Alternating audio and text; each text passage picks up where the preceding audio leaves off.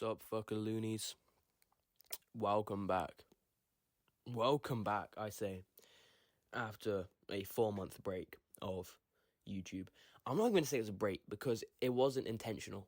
So basically, I have fallen into the multiplayer trap that is Call of Duty. And I put in around, let's have a look, I'm on my PlayStation right now. I put in around 218 hours. I had like 50 before, so like that's not all true. But I put like 218 hours into the game, around there. And I'm very disappointed in myself because I was staying on the straight and narrow and staying with the cool dudes, and I thought I would never switch back to multiplayer. But I have. I've lost the fight. But today, we are going to talk about the game that I finished recently. And hopefully this puts me straight back onto the straight and narrow, onto the right path, should I say. So, last thing I'm going to glaze over is I'm really sorry for not posting anything. And this is never going to happen again, I hope. I really do hope that this never happens again because these multiplayer games really do wreck your life. Some days I was getting up at like 1 o'clock in the afternoon, and I was geeking, bro. So, it's all done and done with now. Videos are going to post them back up. Going to be posted.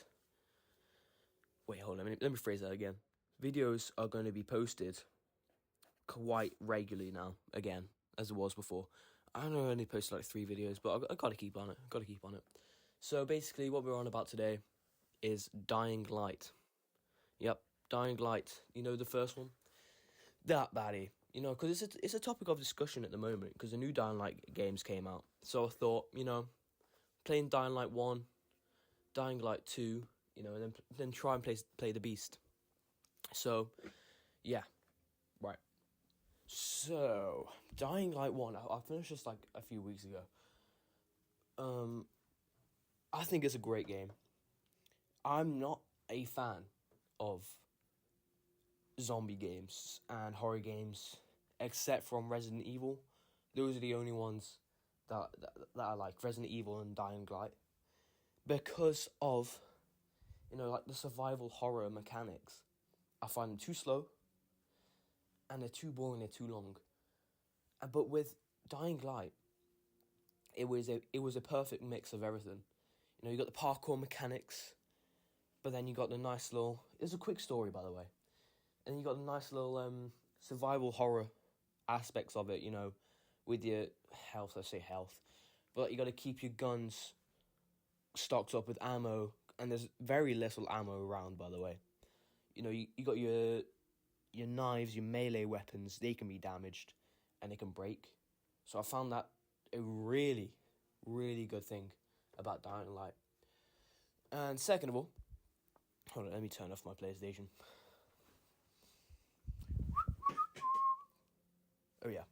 So, second of all, story was great, except from that last fucking boss fight. I'm sorry, but if this pisses anybody off, but the last boss fight is actually egregious. It is disgustingly bad. And I say this because it was all quick time events. It was absolute bollocks. So the whole game, there's this dude, I forgot his name now, but there was this dude that was like, oh, I'm the top Donnie, I'm trying to fuck you up. I'm not from the same thing that you came from, but I'm not a nice guy. I like chopping off some hands. And I like killing people, And then you get to the end of the game, you're absolutely stocked up for this fight. And then it comes to the end of all of these rounds of fights that you do. You eventually get to him. Oh, and a cutscene starts playing. Okay, you think it's like a Elden Ring type thing, Play a little boss fight, little cutscene before the boss fight. Unfortunately, ladies and gentlemen, The cutscene starts to play, and then you get a pop-up. Press X. Fuck you. Fuck you. I almost threw my keyboard and mouse at my monitor. I was going to cry. Genuinely. They hyped this person up so much. Like, oh, this is going to be a really cool boss fight. They must have run out of funding or some other bollocks for that. They couldn't make the player fight the final boss. Even though there was multiple boss fights before, like in the story before the main Donnie. Which really annoyed me. But, you know, that's what has actually knocked it down. A singular point. It would be a straight X out of 10. I'm not going to reveal it yet, you know, because I want you to watch the rest of the video. But it will be a solid, it'll be a high number. It'll be above 7. If it wasn't a quick time event boss fight. So that's all I'm going to say about, you know, the story and that. But other than that, the story was great, you know. There was this one bit, actually, which kind of annoyed me. Which was, when... Oh, yeah, there's, like, 2 different maps, by the way. So when you go onto one map, you need to find this doctor. And then there was this really big underground bit where this one doctor was hiding. What should I say? If you're a long-time fan, you would know, or you've played the game before, you would know it's not the greatest area, because it took me a lot of time. And it's like a few hours, not hours, well, for me it was. It took me a few hours to get through, because I just kept on dying. I didn't know where I was going, and then this dude had the worst communication ever.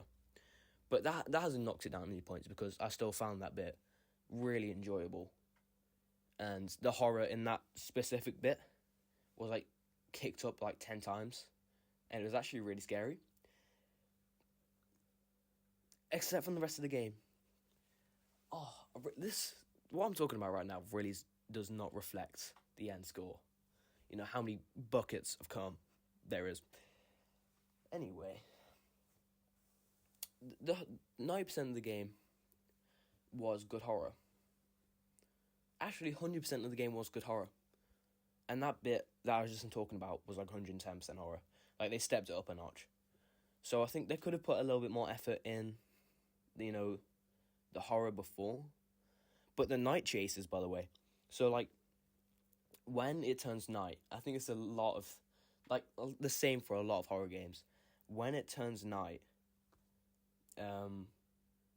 like, all the strong dudes come out, you know.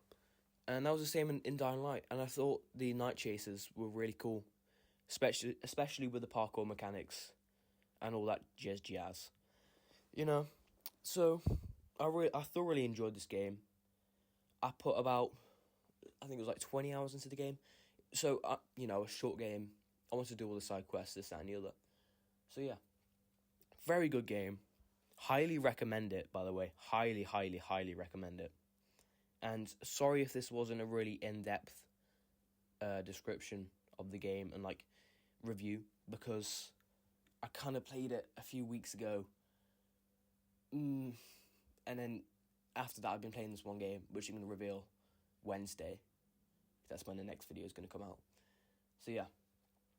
Thank you for coming back and watching my video. And without further ado, you know what I'm saying, I'm going to give it a solid 9 out of 10 cum buckets. It was a thoroughly good game, and I highly recommend it. And Wednesday is going to be a different game. And then after that, I'm pretty sure I'm going to be playing Dying Light 2. So, stay tuned and enjoy the rest of the day and your week. If it's like a Monday watching this or this, that, and the other, or, you know. See you in a bit, buckaroonies. Toodaloos.